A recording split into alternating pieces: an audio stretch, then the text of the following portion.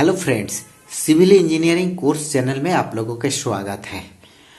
जैसे कि पिछले वीडियो में हमने बताया था सिंपली सपोर्टेड बीम के बारे में कि उसका एसएफ डायग्राम, बीएम डायग्राम और कहाँ कहाँ रेनफोर्समेंट प्रोवाइड करना चाहिए और लैब बीम में कहाँ होना चाहिए और कहाँ नहीं होना चाहिए। सेम आज का टॉपिक्स है कैंटिलीवर बीम। पहले देख लेता हूँ, उसके बाद बताएंगे ओवर हैंगिंग बीम के बारे में। ठीक है, तो कैंटिलीवर बीम एक मान लीजिए यहाँ ऐसा है। इसका ऊपरा वाला हिस्सा क्या होता है? अपना कंप्रेशन जोन, जो कि कंक्रीट उसमें माहिर है। कंक्रीट कंप्रेशन जोन सहता है। और रेनफोर्समेंट क्या करता है? सरिया वो है टेंसाइल, जितना भी आता है फोर्सेस वो सहता है। टेंसाइल जोन में के लिए, टेंसाइल जोन के लिए क्या है? रेनफोर्समेंट सही है और कंप्रेशन के लिए अपना कंक्रीट सही है। ठीक है, तो एक कैंटिलीवर जो बीम है इसका पहले एसएफ और बीएम डायग्राम जान लेते हैं। उसके बाद हम लोग इसको देखेंगे कि कहाँ रेनफोर्समेंट डालना चाहिए और कहाँ नहीं डालना चाहिए, और लैब कहाँ होना चाहिए और कहाँ नहीं होना चाहिए। ठीक है दोस्तों, तो चलिए इसका एसएफ और बीएम डायग्राम देख लेते हैं। दोस्तों यहाँ देखिए कैंटिलीवर बीम सेम ऐसे ड्रॉ कर दिया हूँ। सपोर्ट है, ये अपना कॉलम है, इसको सपोर्ट भी बोल सकते हैं। ये ऊपर की तरफ अपना अप्लाइड कर रहा है फोर्स, और ये यूडीएल जो है ये नीचे की तरफ अपना बीम को नीचे ले जाने का काम करता है। ठीक है, क्योंकि जो लोड इस पे आया है ये पूरा रेजिस्ट करेगा लोड को। ठीक है, तो इसके लिए यहाँ एसएफ डायग्राम क्या होगा पहले भी बता चुका हूँ। यूडीएल के लिए क्या होगा? एसएफ डायग्राम में इंक्लाइंड होगा और बीएम डायग्राम में अपना कर्व होगा ऐसे। ठीक है, तो चलिए देख लेते हैं। यहाँ पर क्या है? यहाँ पर पहले यहाँ से सपोर्ट है, यानी यहाँ से सीधा ऐसे अपना मान लीजिए ऐसे होगा। ठीक है, ऐसे होगा, यहाँ तक गया। और इसका यूडीएल जो है भी यूडीएल है, उसके लिए एक इंक्लाइंड पोर्शन ऐसे आकर ऐसे इसमें टच हो जाएगा। ठीक है दोस्तों, ये होता है कैंटिलीवर बीम के लिए एसएफ डायग्राम। ये अपना मान लीजिए पॉजिटिव है, ये नेगेटिव है। ठीक है, अब दोस्तों यहाँ पर एक चीज बताइए कि यहाँ पर शियर फोर्स कहाँ पर मैक्सिमम है और कहाँ पर मिनिमम है। देखिए शियर फोर्स इस पोर्शन पर क्या है? मैक्सिमम है। शियर फोर्स चाहे अपना समझ लीजिए दोस्तों पॉजिटिव में हो या नेगेटिव में हो, हमको खाली देखना है कि कहाँ पर मैक्सिमम होता है और कहाँ पर मिनिमम होता है। अगर ये दोनों चीज पता चल जाएगा तो हम लोग रेनफोर्समेंट कैसे प्रोवाइड करना है और कहाँ लेप देना है नहीं देना है वो हम लोगों को पता चल जाएगा। अगर यहाँ पर शियर फोर्स मैक्सिमम है, यानी हमको क्या करना है? यहाँ पर अपना कोई भी रेनफोर्समेंट के लेप नहीं देना है, इधर से हटाकर देना है। ठीक है, टॉप के लिए बता रहे हैं। और बॉटम के लिए यहाँ पर जहाँ पर शियर फोर्स मैक्सिमम होता है वहाँ पर क्या होता है? बेंडिंग मोमेंट 0 होता है। तो बेंडिंग मोमेंट इस पोर्शन पे हमेशा ज़्यादा ही रहेगा, मैक्सिमम होगा। ठीक है दोस्तों, तो चलिए इसका बेंडिंग मोमेंट का डायग्राम देख लेते हैं। ये न्यूट्रल एक्सिस है, ये मान लीजिए ऊपर वाला पॉजिटिव हो गया, नीचे वाला नेगेटिव। ठीक है, तब यहाँ पर क्या बताया था मैं? जहाँ पर शियर फोर्स मैक्सिमम यानी बेंडिंग मोमेंट 0। ठीक है, ऐसे आएगा। और ये नीचे के बाजू भी ड्रॉ कर सकते हैं।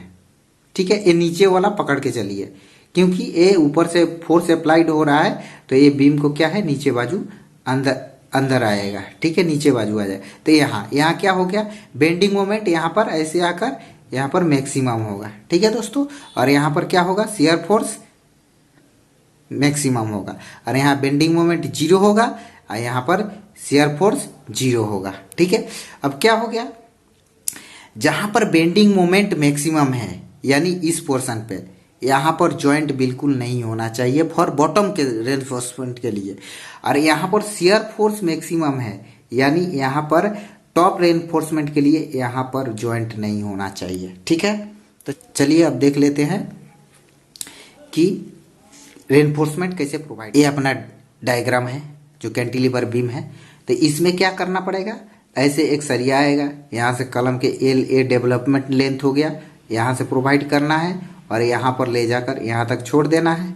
ठीक है, L/4 या जो भी मानिए, यहाँ तो हमेशा चाहिएगा कि अगर आ जाता है एक 12 मीटर लेंथ में तो इसको अक्का दे देंगे, अगर नहीं आता है तो यहाँ तक जहाँ भी है यहाँ तक छोड़ देना है, क्योंकि L/4 जो भी ये L है तो L/4 उससे ज़्यादा ही छोड़ना है और उसके बाद इधर अपना लैप दे देना है। यहाँ तक छोड़ दीजिएगा और यहाँ पर लैप दे दीजिएगा और स्टेगर्ड लैप इसमें भी प्रोवाइड कीजिएगा। एक पोजीशन पे यहाँ, दूसरी इधर, फिर तीसरी इधर, चौथा इधर, ऐसे करके। ठीक है, और बॉटम के लिए क्या होगा दोस्तों, तो बॉटम के लिए कैसे करेंगे, बॉटम के लिए क्या बताया था, यहाँ पर बेंडिंग मोमेंट ज़्यादा है, यानी इस पोर्शन से लेकर ये जो आएगा ऐसे ऐसे पोर्शन से लेकर ऐसे इधर नहीं, यहाँ पर लेप दे सकते हैं और यहाँ से ऐसे एक एल दे सकते हैं। ठीक है, अब मान लेते हैं ओवर हैंगिंग बीम के बारे में। दो कॉलम है, दोनों बाजू बीम क्या है, झूल रहा है, ये दोनों बाजू कोई सपोर्ट नहीं है। अब इसके लिए क्या करना पड़ेगा, रेनफोर्समेंट कैसे लैप देना पड़ेगा, कहाँ पर देना पड़ेगा और रेनफोर्समेंट कैसे प्रोवाइड करना है वो हम चलिए देख लेते हैं। उससे पहले हम लोग जान लेते हैं इसका एसएफ डायग्राम और बीएम डायग्राम कैसे होता है और कहाँ पर इसका एसएफ ज़्यादा आएगा और कहाँ पर बीएम ज़्यादा आएगा। ठीक है दोस्तों, ये हो गया ओवर हैंगिंग, जो मैंने वो बीम दिखाया था उसका ये डायग्राम बना लिए हैं। ठीक है, अब इसका क्या है, यूडीएल लोड है, दो अपना कॉलम हो गया यहाँ इस पोजीशन पे और ऊपर वाला ये मान लीजिए पॉजिटिव है, नीचे वाला नेगेटिव है। तो पहले क्या है अपना, पहले यहाँ पर कोई नीचे से सपोर्ट नहीं है, यानी ये पॉइंट मान लिया, नीचे कोई सपोर्ट नहीं है, दूसरी जगह पे यहाँ पर एक सपोर्ट है, यानी इसको यहाँ तक मान लीजिए, ये यहाँ तक ले जाए। तो पहले वाला ऐसे आ गया, दूसरे वाले में क्या है, यहाँ पर एक सपोर्ट है फिर। ठीक है, तो ए भी ऐसे आ जाएगा, यहाँ तक मान लीजिए, लेकिन ये बीच में कोई स्पैन, कोई कुछ नहीं है। तो इसके लिए क्या करना पड़ेगा, डायग्राम कैसे आएगा, ऐसे आएगा फिर ऐसे जाएगा। ठीक है, अब तीसरी जगह कोई सपोर्ट नहीं है, ये आकर ऐसे टच कर जाएगा। तो ये हो जाएगा अपना शियर फोर्स का डायग्राम। ठीक है दोस्तों, तो यहाँ पर शियर फोर्स कहाँ कहाँ ज़्यादा हो रहा है, मैक्सिमम हो रहा है, यहाँ पर मैक्सिमम हो रहा है और यहाँ पर मैक्सिमम हो रहा है, क्योंकि जहाँ पर सपोर्ट रहेगा दोस्तों वहाँ पर शियर फोर्स का डायग्राम हमेशा मैक्सिमम होता है और मिनिमम कहाँ होता है, जहाँ पर सपोर्ट नहीं रहता है। यहाँ पर जीरो है, कोई सपोर्ट नहीं है, यहाँ पर नीचे में ये इतना उतरा है, बैलेंस करने के लिए इतना उतरता है। ठीक है, तो इसके लिए हम लोग क्या बोल सकते हैं, यहाँ से इस पोर्शन तक हम लोग क्या करना है, लैप नहीं देना है, फिर यहाँ से इस पोर्शन में लैप नहीं देना है। ठीक है, इधर लैप दे सकते हैं, इधर भी लैप दे सकते हैं, इधर भी लैप दे सकते हैं फॉर बीम का टॉप सरिया के लिए। ठीक है, लेकिन बॉटम सरिया के लिए नहीं, बॉटम सरिया के लिए क्या करना पड़ेगा वो चलिए हम लोग दिखाते हैं। ये अपना बेंडिंग मोमेंट का डायग्राम ड्रॉ करते हैं। तो क्या बताया था, जहां पर शियर फोर्स ज़्यादा होता है वहां पर बेंडिंग मोमेंट क्या होता है, मिनिमम होता है। जहां मैक्सिमम होगा तो वहां मिनिमम होगा, और जहां बेंडिंग मोमेंट मैक्सिमम होगा वहां शियर फोर्स मिनिमम होगा। तो यहाँ के लिए बेंडिंग मोमेंट कैसे जाएगा, ये सपोर्ट है। ठीक है, यहाँ से स्टार्ट कर रहा हूँ, यहाँ पर कोई नहीं है, ऐसे जाएगा, यहाँ पर सपोर्ट है तो एक पॉइंट ले लिया ये इधर के लिए, यहाँ तक एक, इधर कुछ नहीं है, मतलब ऐसे जाकर ऐसे आएगा।